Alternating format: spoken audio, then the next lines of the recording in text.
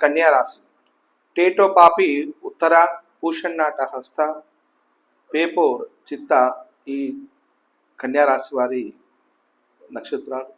ఈ రాశి వారు గురువు 9వ స్థానమందు మే 14 నుండి 10వ స్థానం ఫలితములు, శని 6వ స్థానం నుండి 7వ స్థానం సంచారము, రాహు 7వ ఇంట నుంచి, అదేవిధంగా కేతు జన్మమందు జూలై 21 నుంచి రాహు 6వ స్థానము, కేతు వ్యయస్థానము సంచారం ఉండును.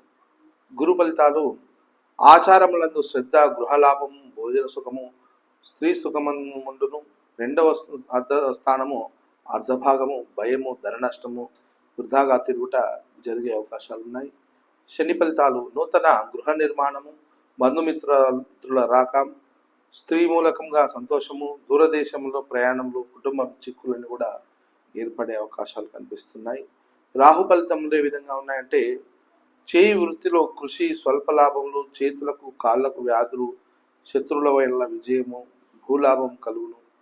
అదేవిధంగా కేతువు కలగబోయే లాభాలు, అవాంతరములు, నేత్రరోగములు, తరచు ప్రయాణములు, కుటుంబ కలములతో ఇబ్బందులు పడే అవకాశాలు కనిపిస్తున్నాయి. అదేవిధంగా వ్యవసాయ రంగం వారు సంవత్సరం ఆర్థికంగా నిలదొక్కుట, అదే కష్టములు, అప్పులు తీరే అవకాశంలో 2వ పంట లాభించును. అదేవిధంగా ఉద్యోగస్తులకు అనుకూలంగా లేదు అని చెప్పవచ్చు. అసంతృప్తి, విఆర్ఎస్ తీసుకోవాలి అంటే ఆలోచన చేస్తుంది. అదే సుదూర ప్రాంతాలకు బదిలయ్యే అవకాశాలు కనిపిస్తున్నాయి. అదేవిధంగా వ్యాపారస్తులు ఆశించినంత లాభాలు రాకపోవచ్చు, కానీ నష్టాలు కూడా రావు. జాయింట్ వ్యాపారస్తులకు ఇబ్బందులు కలిగే అవకాశాలు కనిపిస్తున్నాయి. విద్యార్థులు చెడు సావాసాలకు, ఇతర వ్యాపకాల మధ్య మార్కులు తగ్గును, కానీ కోరుకున్నట్లు సీట్లు మాత్రం తప్పకుండా దొరికే అవకాశాలు కనిపిస్తున్నాయి. ఉత్తరా నక్షత్రం వారు తండ్రిని గౌరవించాలి, ఆదరించాలి, సూర్య నమస్కారాలు చేసినట్లయితే బాగుంటుంది. హస్తా నక్షత్రం వాళ్ళు తల్లిని బాగుగా చూసుకోవాలి. ప్రతిరోజు కూడా చందమామను చూసి నమస్కరించుకుంటే బాగుంటుంది.